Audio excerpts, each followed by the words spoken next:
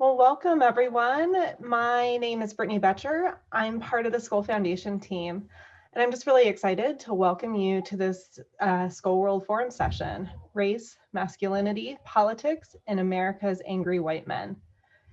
This year, the forum's theme is Closing the Distance. We thought there was no better way to reflect that theme to invite our global network to design and build a new kind of event together. So this session emerged from a collaborative effort. I'm so happy that it did so that we can have this conversation together today. I want to share a few quick items before we begin. So this session is being recorded and we will be releasing it publicly after the event. Please feel free to use the chat to engage with each other and ask questions of the speakers. This session is scheduled to end in 75 minutes. And then after the session, please take a few seconds to complete the survey that is part of the polling function in our Zoom call here today. And then on social media, we're using the hashtag SkollWF, and we would love for you to do the same. So we were really thrilled to partner with Promundo and include this session in this year's virtual Skoll World Forum. With that, I'd like to introduce Gary Baker, President and CEO of Promundo, who's going to be moderating today. Gary, over to you. Great. Thank you, Brittany, and welcome everyone. I'm going to use some slides, but I want to preface before using the slides that we're talking a lot about the challenging events of January 6th that are still fresh in our minds. They still are a cause of trauma for lots of individuals affected directly and indirectly by it. In showing those images, we're not at all glorifying what happened. We want to make sense of it. So I do think it's important by starting that way. I'm speaking from Central Texas at the moment, a place that was mostly Kiowa land before Europeans came to this part of the world, and very aware of my role as a white male cisgender trying to work on these issues of racial justice, masculinity, and thinking about where we go around America's angry white men. I am guessing that like a lot of you on January 6th, as we watched the events unfold at the Capitol, progressives like myself, we were exchanging emails saying we were shocked and outraged, and the fear and the repudiation that we had about those men. What are those men doing? And our president-elect, appealing to our better nature and our better angels and our better selves, said the scenes of chaos do not represent who we are. And as I looked at the faces and thought more about what was happening around us, I thought very deliberately and in a frightening way to say, no, I know these men, not any of them individually, but they look like men and they are like men that I went to high school with. They are like cousins and uncles. Their faces and their expressions and what they're calling for is in fact like a lot of men around us. These are some men who have negative equity in their homes. These are men who feel Me Too has gone too far and made white men, getting called out too much. These are men who say, no, it's not Black Lives Matter, it's All Lives Matter, it's Blue Lives Matter. These are men who would deny the inequality that our country faces and has yet to come to terms with. These are men that over the years of the Trump administration followed QAnon and Rush Limbaugh and swallowed and made their own the hateful language that has existed in this country even before Trump was president. They're men who embody the expression that sociologist Michael Kimmel coined so aptly: they have aggrieved entitlement. But the issue is that I think who's talking? Michael Kimmel. That we've got to look and say, these men are us. Promundo as an organization has been working to bring men into the platform of gender equality and gender justice, to say that gender equality and feminism is not against men, it's not men against women, it is all of us to make a world equal in terms of gender equality. We do that from a relational, intersectional, and a feminist approach, and ultimately about calling some men out while trying to call all men in. And very aptly, we chose this photo to represent who we are. It's in Portuguese, the letters EU, eu is I. And literally men wearing the shirt, wearing the cause that they are feminist allies in their personal lives and in their political lives. And I think what we have tried to do as part of that is where we think this work around bringing angry white men into the conversation needs to be. We carry out research, and we've invited some researchers to join us in this conversation, including asking some difficult questions and listening to some of the hate that comes back, listening to the misogyny, listening to stories of violence. We then use that research to try to start a conversation. And I'm thrilled that one of our panelists, Che Nimhart, has been part of leading those conversations with men, young men and adult men. We work with different partners around narrative shift and how do we bring others into promoting a healthy, a dialogue and a discourse around healthy masculinity. And then working with partners like all of you to try to promote greater advocacy. We step into this with that as our background of working on how do we bring men into this conversation of healthy masculinity, of ending misogyny, of achieving gender equity. We thought as we try to talk about this question of how to bring white men into this conversation, particularly the angry ones, we've got to start with some existing research that tells us just how big the challenge is. You all know the data about how white men and women voted in the last presidential elections. Close to 60% of white men voted for Trump. White men without a university education, that number goes up to almost 70%. And while it would be encouraging to say there was only a few thousand men who marched that day and some women too, it is 17% of Republican voters who said they supported the January 6th insurrection.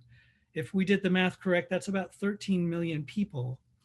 There's some information on studies on QAnon that suggests that up to 14% of the national adult population may support some aspects of QAnon. If we look at how we voted, voting patterns this was from a survey that the Pew did back in July, showing Trump voters versus Biden voters. See, the vast majority of most of us in the room, I am guessing, who are Biden voters, seeing that it is a lot more difficult to be a Black person in this country than to be a white person. Majority of us who vote blue believe that newcomers strengthen our country. We don't believe that Islam promotes violence more than other religions. We do believe that women today face significant obstacles that make it harder for them than men to get ahead. That intersectional analysis is part of who those of us who vote in progressive ways, but look at how far we are from Republican voters in terms of making that case. You all know this, and we'll talk more about where the source of the anger comes from. The myths that the Republican Party has pushed since at least the 50s and 60s, the horrible and deplorable language they've used, whether it's around welfare queens or saying certain segments of the population are parasites for the use of federal assistance. Jonathan will be talking some about that in his comments. We know how that feeds into a belief that that whites are the new victims in this deplorable discourse. And at the same time, we know some of the realities. There has been an economic decline, particularly for white households with less than university education.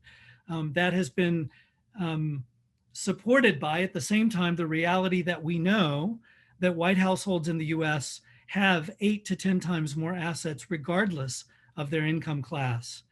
We know that's come along with a growing social isolation, particularly among white men, for a variety of reasons that we'll be discussing.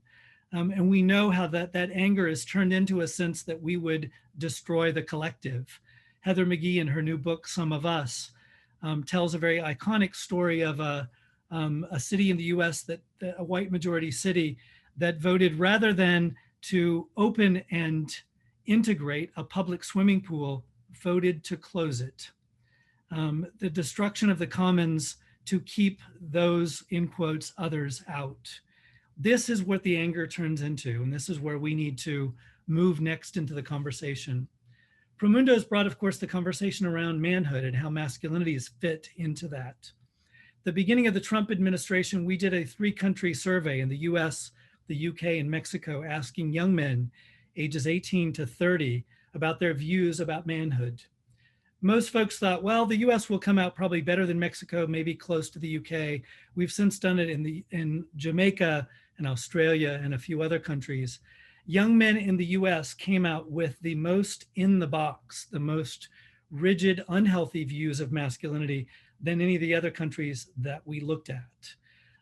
While we had Trump speaking of Mexican men as bad hombres, we came away from that survey very sobered by just how many young men in our country of all economic and education backgrounds believed in a set of harmful ideas about manhood, that violence is a way to get what you deserve, that men are in charge, that they're entitled to sex, among other harmful ideas about manhood.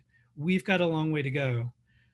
The last months have been frighteningly, tragically clear of how much sexism and racism are intertwined, how much it's driving so much of the hate crime that we're seeing, whether it's against the Asian American population and against other communities of color. And that takes me into a segment we'd like to present from Heather McGee before we go into questions of how do we have these conversations? And I thought she says it so articulately and thoughtfully here that we wanted to share a short segment before we turn to our panels and say, where do we go? How do we begin to think about not describing these as those men, but figuring out how we bring these men into a collective conversation?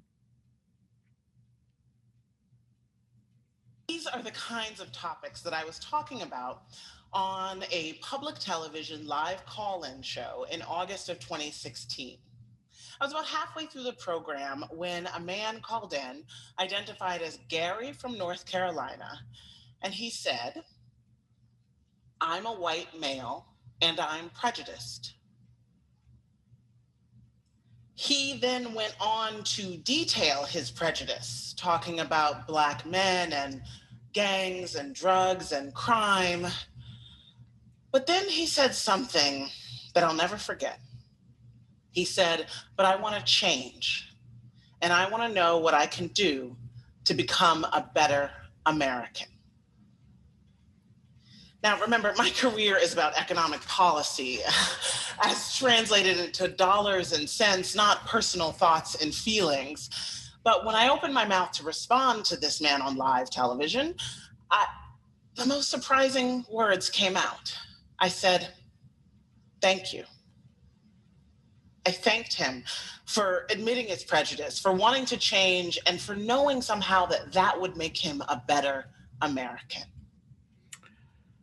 I'm going to stop there. It's an amazing TED Talk that I encourage you to look at the whole of, but we thought it was a very important example of how we step in, how can we step into this conversation? And with that, these are the kinds of topics that I was talking about on a public. Apologies for that technical problem. How then where do we go from here? I'm thrilled to have a group of colleagues, folks who have inspired our work, whose research and activism has helped to drive where we as an organization think about these issues. One of our colleagues is a board member and another who is a former staff member. Thrilled to have such a thoughtful group of individuals to talk about this issue. I will just give a quick introduction for each one and then we'll step into questions.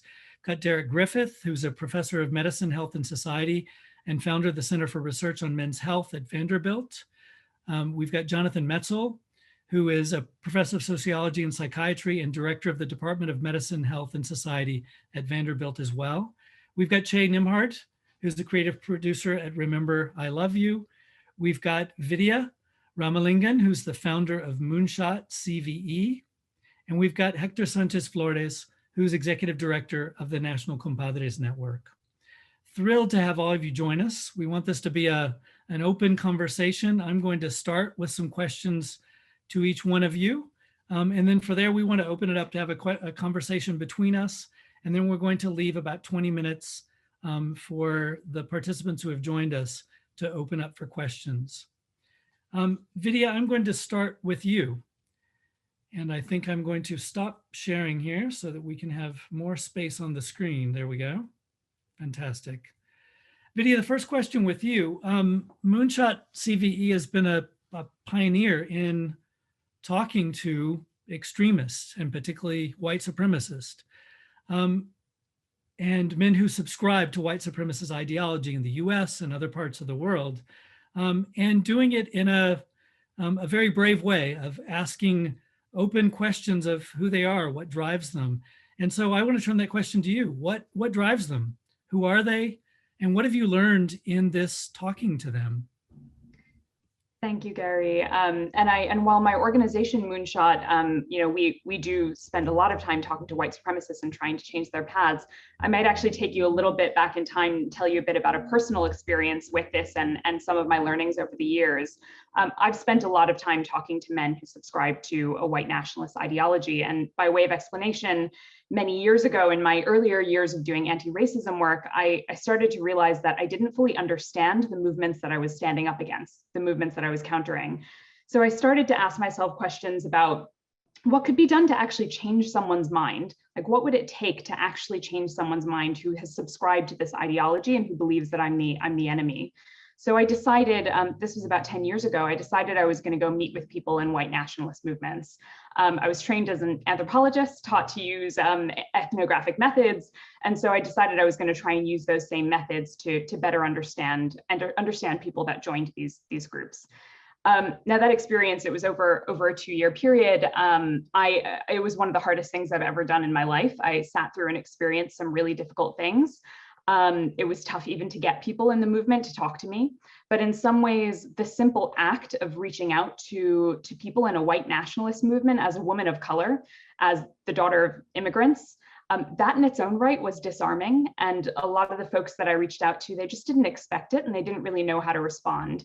And in some ways that, that disarming aspect of the encounter opened up the possibility for a conversation. I mean, how do you respond when your enemy is actually reaching out to you?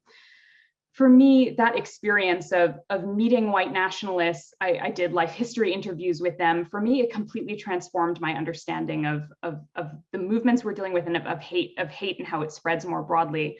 I started to understand the human stories that had led people into that worldview and to also just see the human stories behind the hate. And I should say up front, absolutely nothing justified their worldview. But I started to piece together the kind of individual experiences and identify moments in each of their stories where their paths could have changed. And I started to identify ways in which people like this could change. And so back to your original question, Gary, of what have I learned about why people join these sorts of ideologies? Over the years, both from that experience 10 years ago and then over the years of doing direct engagement work with these people, I often see stories of people who lack self-worth, people who turned, in many cases, their own unhappiness with their own lives against others. The simplistic solutions, the racial scapegoating, they all provide a really easy answer to all of their perceived grievances. And a lot of them were really angry at themselves and took it out on others. I heard stories over the years of people who sought out physical fights with people of color because they hoped they themselves would die. You know, they so lacked self-worth and they just took it out on everyone else. And one of the themes that stood out to me over the years, so many people who join white supremacist movements are really searching for this feeling of belonging. They're seeking for a desire to be a part of something, a sense of power, a sense of protection, which they think these groups are going to give them. But I guess really importantly, another finding, and this links directly into the story that Heather McGee that we just watched, so many of the people that I met in those movements didn't even want to be there. They weren't even happy in the movements. These movements don't bring the sense of fulfillment or promise that they might think they're going to when they subscribe to it. And I guess, for us and the wider world, surprise, surprise, being in a hate group and genuinely viewing the world the way these groups do, it's distressing. It's not a pleasant experience. Seeing people of color as the enemy, believing conspiracy theories and racist disinformation they do, it's a distressing ideology and a distressing way to experience the world. So a lot of them weren't happy and a lot of them had doubts as to whether this was right for them. And it really reminds me of Heather McGee's story there of the man who called in and said, I want to change. I started to realize that if I stood a chance at convincing people like this to change their minds, number one priority for me would be I would need to see them as human beings capable of change. I would need to grant them the possibility to change, which is a tough thing to do on a personal level. But today, fast forward 10 years, I've now worked with hundreds of individuals who have left white supremacist movements. I'm on the board of an organization that works across the US called Life After Hate. It was set up by former neo-Nazis who are now anti-racist activists, and they help others leave this ideology behind. And having seen with my own eyes the most virulent neo-Nazis, people with swastika tattoos and racist tattoos all over their bodies, seeing people like that complete a journey out of a hate group and to even go from that to then becoming an anti-racist activist, it's really something. And so I just encourage everyone here to remember that that kind of change is possible. And given the scale of hate across America right now, we need to offer people the possibility for change in order to move forward from this as a society. One other point that I'll just mention before closing out here is, another learning for me over the years is that we need to work really hard as much as possible to draw lines between genuine hate actors and the wider public who need to be educated about racial justice or have their views challenged. And obviously we do need to do a lot of challenging of views around race in America. There are some people in America that are genuinely planning out or have carried out acts of violence or incite violence and hate against people of color. And the criminal justice system absolutely needs to be equipped to handle those cases better than it is doing today. But my firm belief is that almost anyone below that line is someone that I want to try and change. If they're not doing something that warrants criminal justice response, I want to see whether I can change their paths. But it's important for us to recognize that there's a spectrum here, and the intervention for people will look different at different stages along that spectrum. For the hardened ideologues, we need to consider really targeted intervention programs, almost social work-based efforts to try and get people out of what are incredibly violent movements. And to try and work to rebuild a life outside of those movements and bring them closer to society. But further down the spectrum, there's also wider audiences, people you and me might know, people who are misinformed, who aren't challenging themselves enough, and who need to be educated around racism, racial justice, and learn to challenge themselves. And they can also change, but obviously the mechanism we use to change them is going to look very different from someone who's a hardened ideologue. So I would just urge us all to think about possibilities for change, even amongst those in our daily lives. And I know we'll be having conversations about how we'll be chatting further in this discussion about how to have those kinds of conversations. Back to you, Gary. Great, thank you, Vidhya. And I think, and thanks for saying what do we do with this understanding of what those drivers are that lead mostly men, not only, into such attitudes. And I think very important as well to highlight those who are causing direct harm that requires a justice sector intervention and all the rest, and how we target our interventions accordingly. So thank you for that. And thanks as well for bringing in the issue of hope, because I think how important it is that we don't look in desperation, but see that really there are pathways to change. So thank you for that point as well. Jonathan, turning to you now, in your book, your previous book, Dying of Whiteness, you offer some very important insights on what drives some white people, most often white men that you feature in the book, to want to divest from anything that looks like the commons, whether that's public health or the kinds of things like swimming pools that Heather McGhee talks about in that iconic story in her new book, that they would do anything, to not be part of the commons because they perceive it's being used by those others, undeserving others who are taking advantage of it, even to the point of causing harm to themselves. Tell us what you learned in that research and about both the communities they're in, about the men who make it down that path, and same question to Vidhya as well of what you think we can do about it. Well, thank you. It's really such an honor to be here and on such a great esteemed panel, and it's also an honor to follow Vidhya, just because I think there's going to be a lot of resonance in what we talk about. I don't study white extremism. I don't study white nationalism, or at least I didn't think I did at the time. I really study everyday whiteness. My work in the book, Dying of Whiteness, really looked at everyday ideologies of just kind of everyday working people across America's heartland. So I spent a lot of time doing qualitative work and focus groups across Kansas, Missouri, Kentucky, Tennessee. And part of that work, I was embedded in quote unquote gun culture in a place called Cape Girardeau, Missouri, in southern Missouri, understanding what guns meant in people's everyday lives.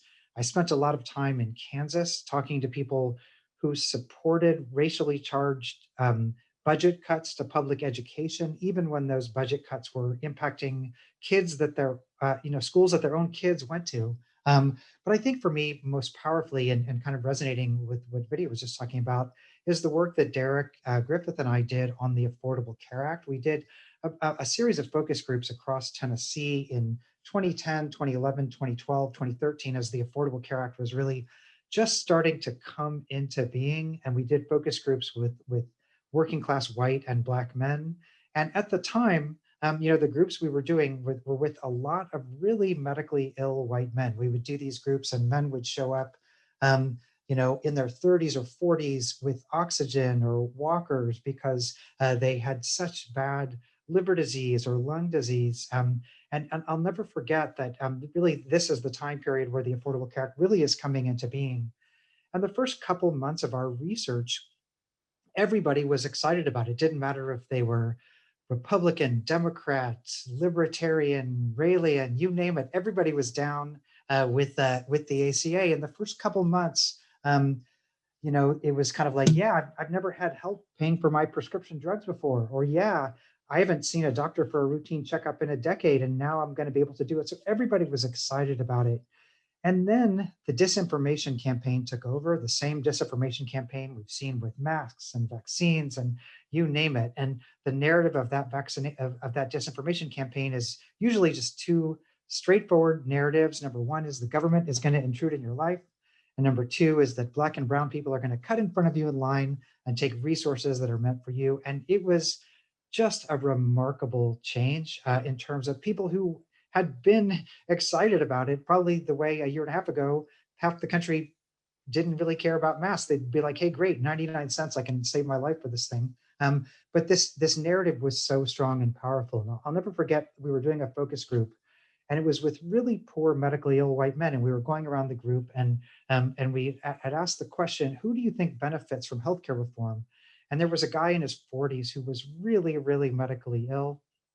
And he said, I know I need medical help. I know I need medical attention. I know this thing will benefit me. I'm literally dying. But as he said, I'm not signing up for Obamacare. And I said, well, why is that? And he said, and I quote, ain't no way I want my tax dollars going to benefit Mexicans and welfare queens. This idea that basically, even if this thing might save my own life, I'm not signing up for a program that, as I see it, is going to benefit undeserving immigrants and minorities. Now, this guy was literally dying. And over the 5 years of the research, men like this man did pass away as we were tracking them.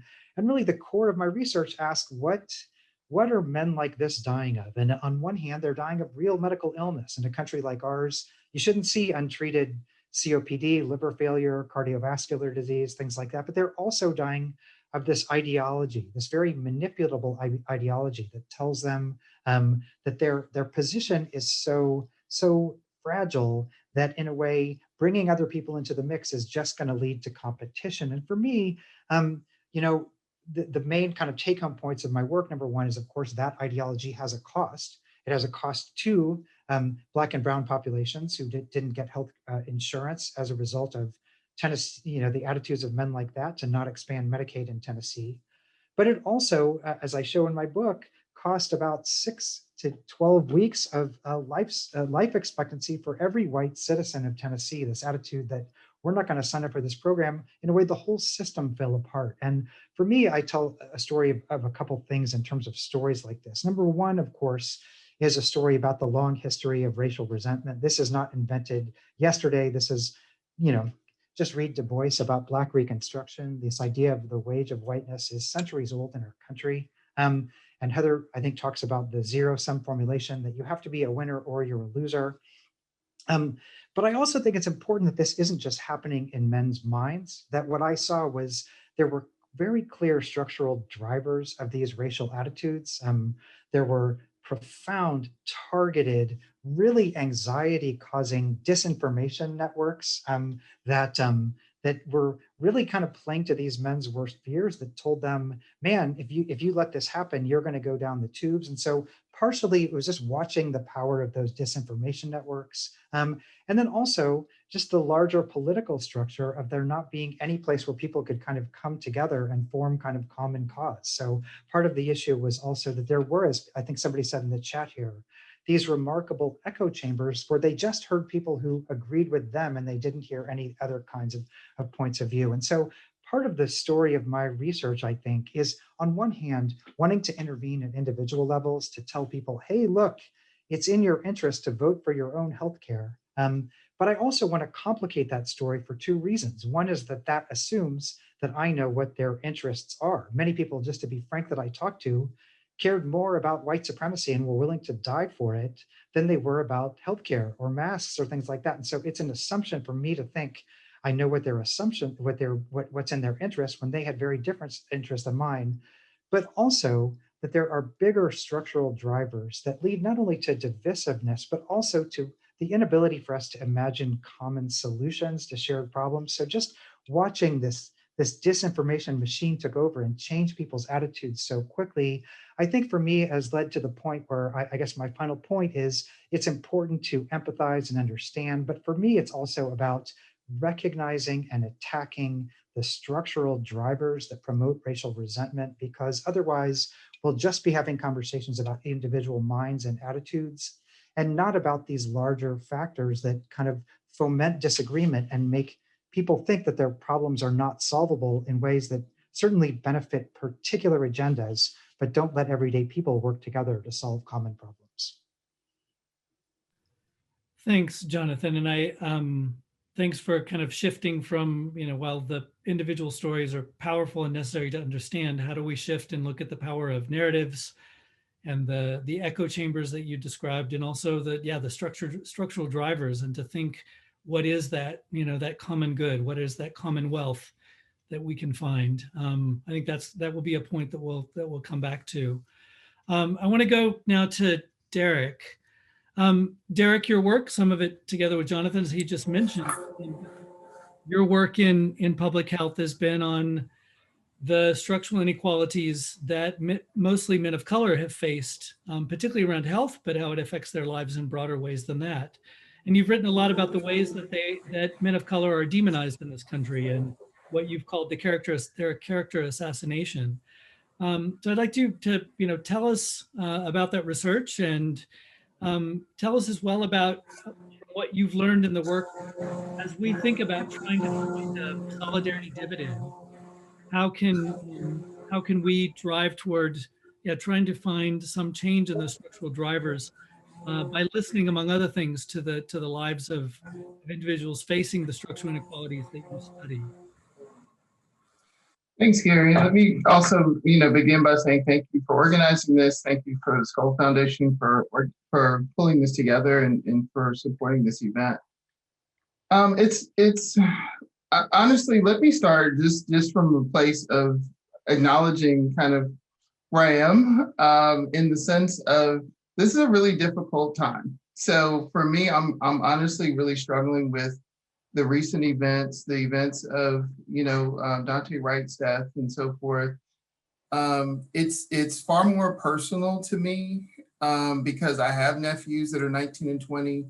I worry constantly about them and their safety, and engaging with just basic things like if they get in the car and go to the grocery store, are they going to come home? Are they ever going to come home? So when we talk about this kind of stuff, it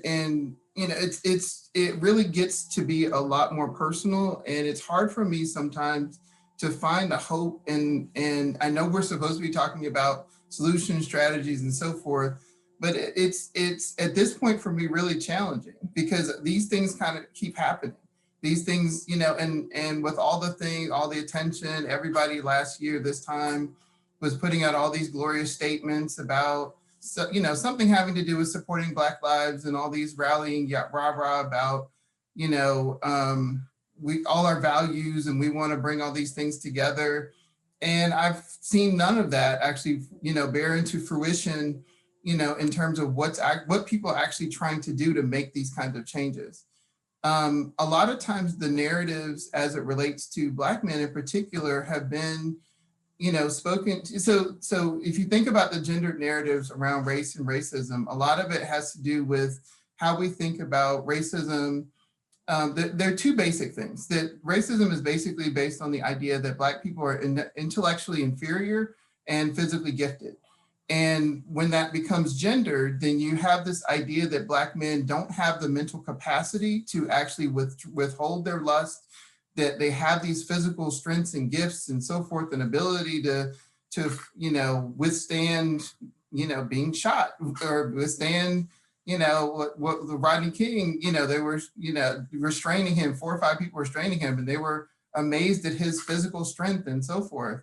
That, in a routine traffic stop, or Rayshard Brooks, being asleep in a Wendy's parking lot, somehow or another made him, a risk in, I mean, just all these basic sort of things that, provide this kind of context, and that is consistent with the ways that we've criminalized, the ways that we've sort of thought about, okay, we need to have these very punitive strategies within our criminal justice system to make sure that we protect people, protect the rest of society from Black men in particular. So the rates of incarceration and how we've seen those skyrocket in recent decades speaks to this and parallels this.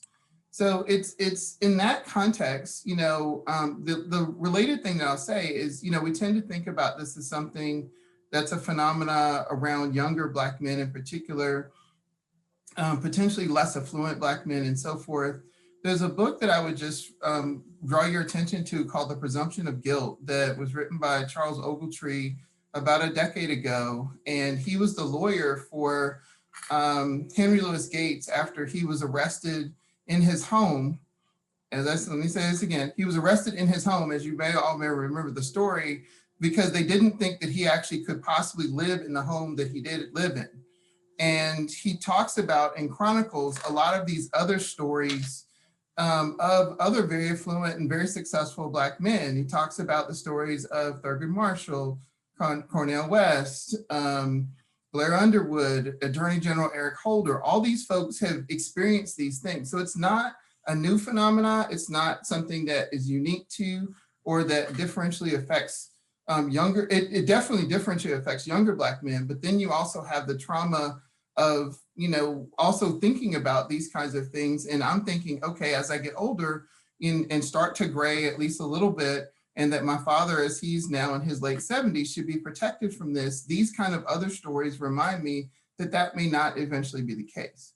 So it's in that context that I'm kind of struggling with so what do we do? Where am I supposed to find hope? Where am I supposed to find, I very much admire and Jonathan and I've had lots of conversations, and I'll say something else that he and I talked about, and then I'll close. When we were doing these groups, we initially said, he and I should co-facilitate the groups. And I was like, absolutely not. There's no way that I'm about to sit in a room with these, these men, because and the real reason was because I feared for my safety. I'm not about to put myself, it's already difficult enough for me to do things, go out of the house, do all these basic things. I won't walk in my own neighborhood, for example, even though I live in a suburb of Nashville that tends to be very, affluent and whatever. I won't walk around here because I'm afraid somebody's going to think that I don't live in this neighborhood. So there are these kind of things that I'm not putting myself in these positions adversely as much as, and I understand that there's a need to invest and address those kinds of issues, but it is really difficult to figure out how I'm supposed to position myself in that space. So let me stop there. Thanks, Derek. And yeah, thank you for your honesty and sharing the personal stories of, and I think your the grounding in that, in your lived reality of that, I think is essential for this conversation. So thank you for sharing that, and for giving voice to how you have heard these ongoing stories of just how racism affects health and affects in very real ways, and how we are seeing, and for reminding us of the most recent incidents in Minnesota as well. So thank you for that. I want to turn now to Che. Had the privilege of working for Che. He's worked with Promundo US for a while. Che, your work has been a lot of activism with young men of color, about young men of color, how to promote healthy masculinities. And we had lots of conversations when you were with us at Promundo that a lot of times the funding that's available, the spaces that are provided for discussing healthy masculinity is for young men of color. And all the perverse message that sends, that somehow masculinity is a problem for men of color, but not for white men. And how do we advance, and how useful is a conversation of healthy masculinity in this space? Would love your comments and reflections on that. Yeah, thanks, Gary, and thank you to Skoll Foundation as well for the invitation. I'm really excited to be here. It's a great question, and also, Gary, thank you for your comments too. I resonated with everything you just said. I think from my experience with Promundo and prior to that position as well, the nonprofit landscape as it relates to who gets what funding is predominantly negotiated and dictated by those who have been in the game for longer than this current generation. This is not something that's new. It's very intentional about where things go, and it also reflects in some ways the colonial mindset of where they've been in terms of what it looks like in terms of the country maps of quote unquote first world, second world, or now that they say developed, developing, et cetera. And I think that trickles down even to stateside in terms of what neighborhoods are seen as needing the most support to be served. But what the issue is that the actual problem is transversing across all forms and backgrounds of people. It doesn't necessarily just negate that Black people, or Black men to be more specific, require additional support to avoid violence, to avoid issues with their relationships, to support them and bring themselves out of whatever situation they're in so they can be successful and support a more safe and prosperous society. That's something that all groups can benefit from. I think that there's a bit of a noblesse oblige aspect to it, where we're seeing that the funding should go to those who are seen as always needing it, as always being on the shorter end of the stick, so to speak, which is not wrong. But the issue is that then it becomes a bit of a minefield to then traverse over to the other side to say, well, what about this group? They're having these issues. We're seeing these things pop up for, say, like incel issues or things around white nationalism, as we're talking about. What I've seen in trying to navigate that space is that it gets prickly because people don't want to seem, as if they're enabling or victimizing the behavior from these groups that are predominantly in positions of power, i.e. white male, hetero, cis men, but they also want to have them a part of the conversation. So how do you write a grant proposal that doesn't sound like you're trying to appease or bring yourself to the level of these poor people who are going through these issues, and more so be like, I'm trying to open a dialogue. It's not necessarily something that I think that we have a hard answer to, which we didn't find, of course, in our own conversations. But I did always enjoy the fact that it was less about coming to a conclusion and more about coming to a process of understanding. And I think the nonprofit world in general can benefit from shifting from following our intergenerational norms of funding and funding habits to something that seems more aligned with having those processual conversations that can lead to everyone benefiting from the resources that we have in this community. What that looks like, following COVID, following, what's happened at the Capitol, et cetera, I'm not sure. I think that it's definitely needed more than ever, but I also think that it shouldn't necessarily take away from anyone else. One of the things that you hear a lot when working with Black and brown boys is that, what about Black and brown girls, right? And you want to make sure that you're always keeping an even keel on who's getting the support, who's getting the resources. And so I'm saying all this to say that although I do think that's extremely important that we leverage these conversations with those who are being either affected by these bubbles that they live in of white nationalism, et cetera, it shouldn't necessarily negate and or take away from the resources that are going to communities of color who still need support as well. Thanks for that. And during the time that Che's worked with us, there's been many times that we as Promundo have sought conversations in, for example, white majority private schools, white majority private boys schools, who are, even some that are quite progressive, but having some of these conversations that aren't just kind of self-help groups have been really challenging to say, this is a place where we need to talk about healthy masculinity and to talk about the overlap between healthy masculinity and anti-racism and racial justice. So it is a challenging conversation to have. And I don't think it's always, it wasn't always a kind of reactionary response. It was a fearful response. I'm afraid that I may get called out for my privilege, that the lens of where the problem lies may come toward me. Really, really clear how much that's come out as we've tried to have some of these conversations in spaces like that. So Che, thank you for your reflections on that. I'm pleased now to turn to Hector. Hector is the executive director of the National Compadres Network. And Hector, your work has, and I also want to thank him. He's a board member for Promundo and has been a fantastic support and an inspiration for our work from when we met way back when we first started Promundo in Brazil, and your support for this cause of what healthy masculinity could look like within the culturally appropriate lens of thinking about masculinities for Latino men and Latinx communities. And your work over these years, Hector, has been around healing and transformation and bringing Latinx and indigenous perspectives into how we build common purpose.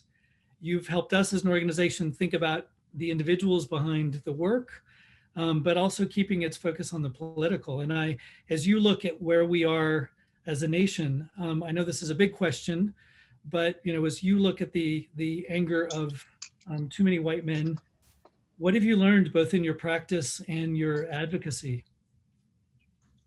Well, thank you, Gary. I want to also acknowledge the Skoll Foundation and this incredible panel of people that are contributing to my thinking. And I will just say the National Compadres Network for 32 years focused its efforts on gathering Latino, Latinx men in a healing space. That is an invitation to come together to sit with one another and to share our collective journey where we got and discover for ourselves what it is that we wanted for ourselves, for the people that we say that we love, and the communities that we reside in. And one of the things that happened in that invitation, I was not part of that initial invitation 32 years ago. I was a part of an invitation 26 years ago. But in that initial invitation, what was asked was, how could we better the communities and families that we come from, right? How could we contribute to that health? And one of the most prominent things that emerged in that circle of men was, they said the most radical thing we can do is begin to heal ourselves. That is, begin to address those things that have taken us from our positive purposes in life, the things that we internalize along our life journey that has taken us away from living the truth of demonstrating that we love the people that we love, right? And as we began to uncover that truth, we recognize that it's very complex. Every human's journey is very unique. And as we've learned, everybody's journey can be affected by influence. And we felt that that influence could be used as a way to walk together. That is, building a strong sense of interconnectedness so that when I see you, I see a reflection of me, right? And over the course of 26 years, that has been the medicine, that has been my truth, is that even in instances when I think there's nothing there, I discover something there. And so when you sit with your Black brothers and sisters, right, and we can come under the illusion that they are very different based on their experiences, and there are significant and stark differences. I don't equate them. What I also discover at the core is that we are interconnected in something greater, that once we discover that, we can move together. We can move with one another. We can listen to one another. And dare I say, move in that direction with love. you talked about, you want to talk about angriness. I want to appreciate Dr. Derek Griffith because he challenged me. I thought I knew which Hector, cuál Hector was going to show up, right? I prepared to be here in a certain way. But when he reminded us of what is going on right now as we sit here, right? The defense is now taking charge of the case in the Chauvin trial, right? This young man, Dante Wright, whose life was taken, was murdered over the weekend. That challenged which Hector was going to show up, right? Because, and you have to acknowledge that, because otherwise you would not know how to judge me and what I say. So I struggle right now when we talk about the anger of men who feel disenfranchised from the anger of the men that I've sat with who have bore the brunt of that. My Black brothers and sisters, my Indigenous brothers and sisters who have a real grievance of anger to step up and say, this is not right, right? Versus the others that construct it.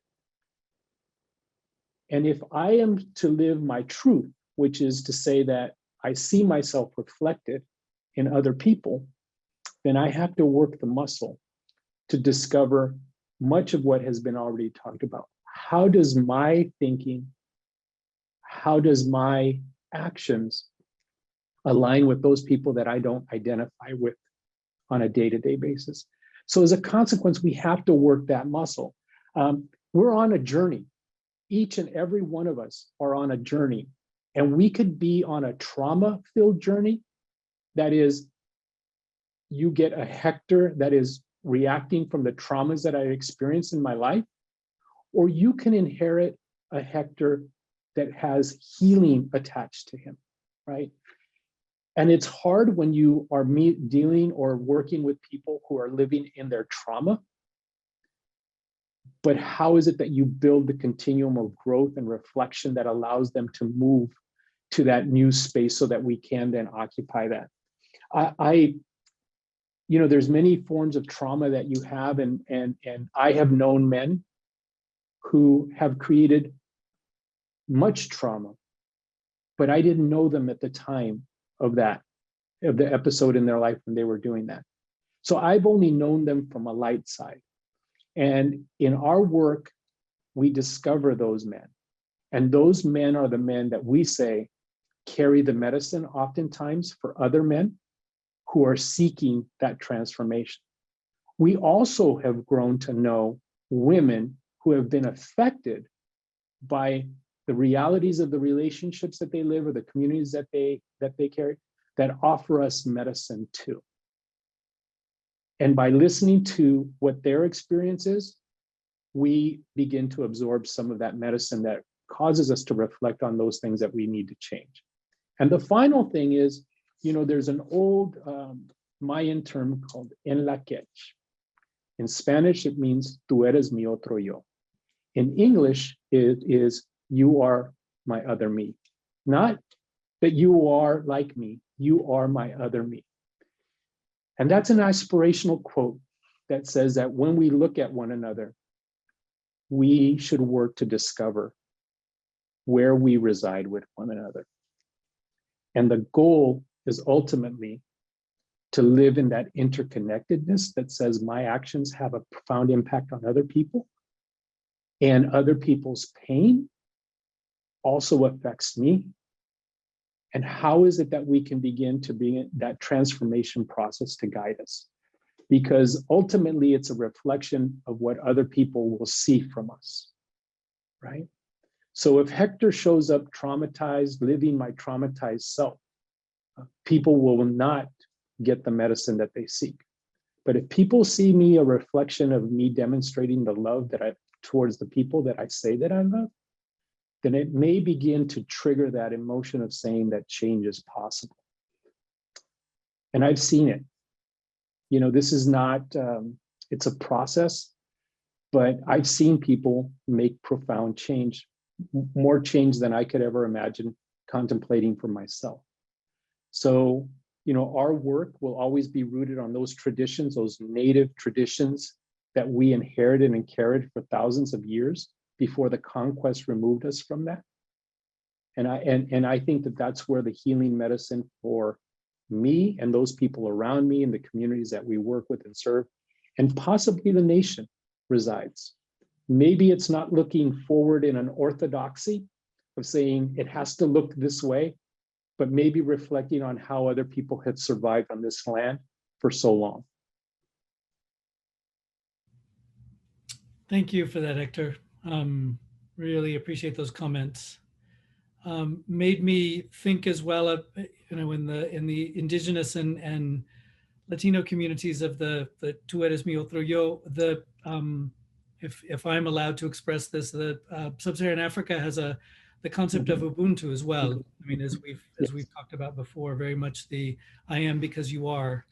And I think most of our, most communities who lived more in common cause have that notion of less our individual bounded humanity and more our collective humanity. I think, thank you for reminding us of that. I'm looking at time here, and we've got a lot of fantastic comments and questions. I think what makes the most sense perhaps in the 15 minutes we have is to pose kind of, I think, two questions really to all of you, and choose which piece you'd like to comment on it. But maybe I'll address one of them that I'd specifically like Derek and Vidhya to comment on, but certainly all of you on, of how do we come together? How do we create, the common that you've just been talking about, Hector, in a way that doesn't cause further harm to communities that are already hurting because of the hate and violence directed their way? And in a sense, how do we do this work in a do no harm approach that doesn't ask communities affected by the harm to do the hard work that those of us in the communities that have caused the harm need to do? I know that's a challenging question, but I think that's one I'd like to think about. And then how do we acknowledge the humanity of, I think we've all talked about this challenging issue of how do we acknowledge the humanity and the social isolation, the other drivers that we're hearing of angry white men, while they invalidate the humanity of others, particularly Black and brown people. These are challenging questions, but I think those are really the heart of the questions that have come back to us. So I'd like to put that to all five of you, and then think a little bit on where do we go next? What is the pathway that takes us next? I don't know if anybody wants to volunteer to start, or I can go back around. Derek, please go. Yeah, thanks for the question. And so it reminds me of my time doing anti-racist organizing and organizational change. And there are different models for doing that work, but one of them that comes to mind is framed usually as dismantling racism. And it has essentially what you could short version call like a people of color caucus and a white caucus. And the goal and the idea is that people need who may share a similar experience need time, space, and the opportunity to really explain, express, and freely address what the issues that are unique to them. And you may, break these groups down further. Sorry for all the noise in the background. Break these groups down further, but the idea is that folks need a safe space to actually deal with the issues that they have and to validate those experiences. And so I need to honor, and there needs to be a space to honor the experiences and the challenges and the pain that these white men are experiencing. But it also cannot, trump, if you will, pardon the pun, the experiences that people of color have experienced and the challenges and so forth that we face. So I think we need, and in that model, you have folks separate, but then you have them come back together in a facilitated fashion in a way that helps to, again, you have this space to understand, freely express, and heal, but then you also have a space to share and do so in a way that is safe for everybody. So I think models like that and building off of principles like that are some of the strategies that I think we need to employ going forward. Yeah, if I could slide in behind that one, I found that the work that I did with Mundo with youth, especially those ages, say 14 to to 21. And even those in 21 are, in my opinion, still youth because they're still learning, as we all are. But they had a lot of built up energy around wanting to emotionally express themselves, but not having the literacy, so to speak, to be able to do so, which is a universal thing. And if it becomes less about a racial issue and more about sometimes a gender-based issue of like who is allowed and who's prioritized to understand emotional literacy in a way that can benefit them being able to express themselves in ways that are less violent towards themselves or towards others, or being able to share with others what they're going through in a way that's more conducive to healing as opposed to causing more harm than good. And I think this conversation, just to your second question around humanity, is one of speaking to what are people given as the narrative for who they can be or what they can be or what they should be given as individuals. And if you have these specific narratives around what you can show as a person and how you can express yourself as a person, and additionally, who's causing you harm or who might be causing you and your family harm from a generational perspective, it becomes extremely difficult for you to break those norms unless you're given an alternative to that in a way that's actually amenable to how you receive information. So it's a hard process to do, but I think it's one that we all benefit from, myself included, where you can gain that. And I think that's one of the ways that we can have that gap, that bridge that gap of humanity across the spectrum, is just understanding that people need to learn emotional literacy, need to learn that there's alternatives to the singular narrative that they might have been given from their parents or peers, et cetera. And from there, then build on to expanding the perspective of how other people live and how some of those groups that they may have been taught to think are the other actually exist in the same playing field and on the same level as they do because we're part of the same species. But that it starts at a base level and then you can build from there. So Thanks, Che. Vidhya, would you like to jump in? Yeah. Yeah, thanks, Gary. I want to say something as a just to make really clear, when I talk about my own work engaging with white nationalists, I absolutely do not think it is the work of Black and brown people to have conversations with white nationalists, white supremacists. And I want to make that really clear, that the work that we do to reach out to those individuals is delivered by social workers. It's delivered by by people who have qualifications and skills to deal with people who are potentially violent either towards themselves or towards other people. We in doing this work, even our social workers that are doing that outreach need to look after themselves, because it's really tough. It's really tough to have a conversation with someone that buys into these ideologies. So I just don't want it to be mistaken at all that people of color should put themselves in the position where they have those conversations, or where it should be their responsibility to have those conversations. And I guess when it comes, if we ask ourselves the question of who is right to have those conversations, going beyond social workers and trained specialists, I also want to point out here that we tend to find the most important people surrounding a white supremacist are their family members. It's their family members, their loved ones. Those are the people that have the greatest impact on them. And this is where we do a lot of work with mothers, with fathers, with brothers, with sisters, with wives or husbands of people that have joined these movements, who subscribe to these ideologies, who are really desperate to change the paths of the person that they love, and they see the person that they love going down this path. Those people, and if there is anyone who's listening in today who knows someone who has a friend or a family member who might be subscribing to these ideologies or views, you have a lot of power. The immediate circle around these individuals are the ones that they trust the most, and they're going to be the ones that can challenge them the most, going to be the ones that are most likely to be in a position to bring them back and to educate them. So, I want to make sure that, for those of us who are talking about doing work with these audiences, it's never about putting oneself at risk. The burden should not be on groups that are targeted by these audiences. It should be done by specialists or the immediate community around that person. Thanks. Jonathan.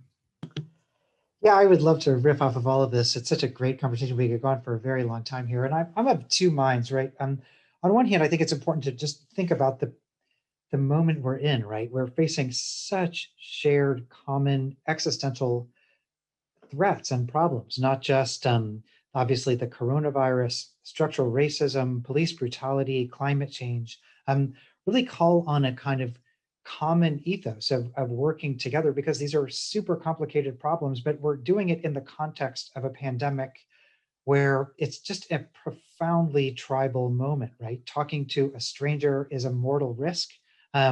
People gravitate toward their pods. And the way we interact with people who we don't already agree with is through stuff like social media, where only the most extreme voices get kind of go viral, pardon the pun. And where really, I mean, social media was never supposed to be like the entire meal of our interaction. It should have been like, the salt or something like that. But instead, it's standing in for actual human encounter. And so it's this profoundly tense moment between really complicated problems. Like we should have communally, when this pandemic hit, declared a war on inequity, but instead it became a very profound tribalizing moment. And so partially it's that these are complicated problems, and especially in the context of this moment when so many issues are at play. And I guess the other part of this is, I just want to reinforce in what I was saying before that, white supremacy does a lot of work for white people. And I think it's not just a symptom. It's not just something that we need to empathize to make better. I mean, when we interview people in the South, for example, they're doing work that benefits them. It might not be their own healthcare, their own safety. But for example, if white populations in the South started to, for example, believe in the democratic process, well, that's terrible for the Republicans. If they said, oh yeah, this vote was totally fair and yay for democracy, there's somebody who doesn't want them to have that opinion, and that benefits them. If white people who were working class said, give me some healthcare reform and better schools and support for my support for the GOP, the whole GOP platform falls apart because they can't afford tax cuts for wealthy people and corporations. So it's important to note that this isn't just a symptom, right? This is also a structural reinforcing of white privilege, and it has to be addressed empathically, but also strategically, because we can't forget that this is doing a lot of work to reinforce particular power structures. Thanks for that. Hector, would you like to comment? Yeah. So the thing that I struggle with, in this common ethos, because those things that we thought were part of our common ethos, that simple things like saying, we're a democratic society, even that has, been exposed for what it historically has been, right? And it's being reconstructed actively now. So, even those things. I guess what I think is that we struggle because there's no currency at this point for coming together. I know I value it profoundly for a deep reason, because I wish to live in a society that sees each other as a reflection of one another, and given all the opportunities that would come from being a person who wants to contribute to society. But that harbors no currency in the broader society right now. And so I think in our common ethos that we have to begin to really decide what kind of society we're moving towards. And I have great hope, because I'm around young people who see the world through a completely different lens than the lens that I was raised in, right?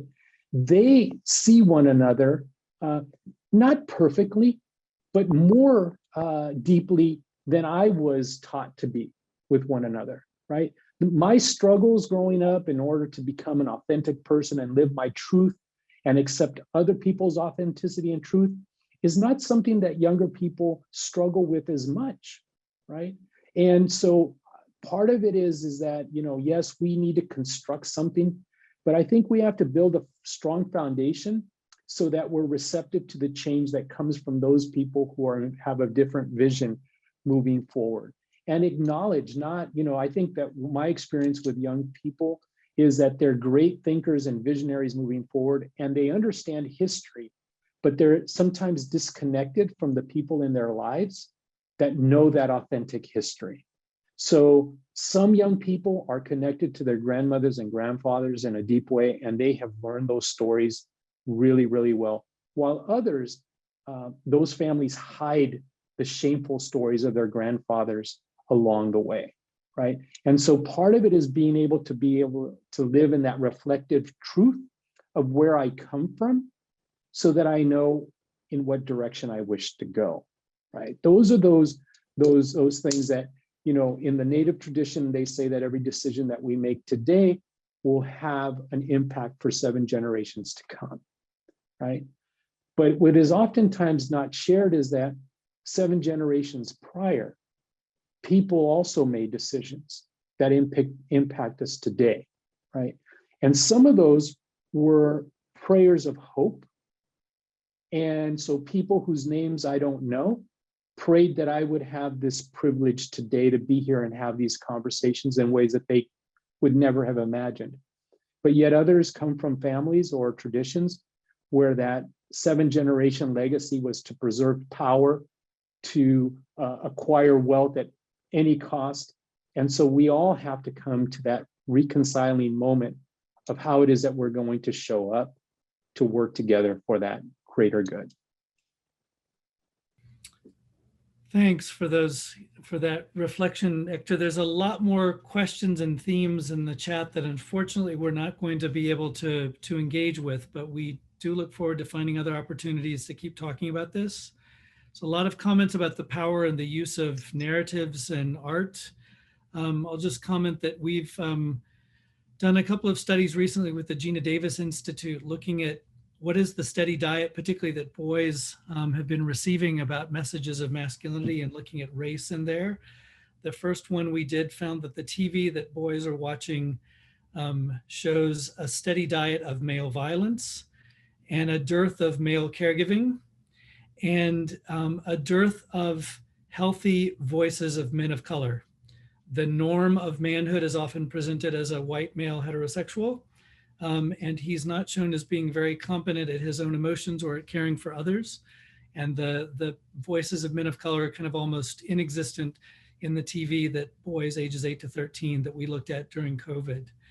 We're also looking at video games as a platform where 30 to 40% of our young men are on all the time.